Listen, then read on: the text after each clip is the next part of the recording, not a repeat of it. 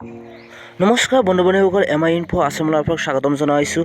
আজি লৈ আহিছোঁ গুৱাহাটী ইউনিভাৰ্চিটিৰ আণ্ডাৰত যিসকলে MA আইডল কৰি আছিল, অৰ্থাৎ 2021 চনত যিসকলে জানুৱাৰী মাহত MA এৰিয়াৰ আৰু ৰেগুলাৰ বেটছৰ ফাৰ্ষ্ট ছেমিষ্টাৰ এক্সাম দিছিল, সিহঁতৰ ৰেজাল্টটো ওলাইছে নে নাই, সিহঁতে ৰেজাল্টটো কেনেকৈ চাব, সেইটোৰ বিষয়ে আজি আলোচনা কৰিম। আহক তেনেহ'লে ভিডিঅ'টো। ইয়াৰ আগতে এটা কথা হ'ল, যদি মোৰ চেনেলত নতুন আহিছে প্লিজ মোৰ চেনেলটো ছাবস্ক্ৰাইব কৰি কাষত থকা বেল আইকনটো বজাই দিব, লগতে ভিডিঅ'টো লাইক কমেণ্ট শ্বেয়াৰ কৰিব। প্ৰথমতে আপোনালোকে ক্ৰম ব্ৰাউজাৰটো অ'পেন কৰি ল'ব, তাৰপিছত চাৰ্চ বটনত লিখিব, অৰ্থাৎ idol.gu.in ৰেজাল্ট বুলি চাৰ্চ কৰিব।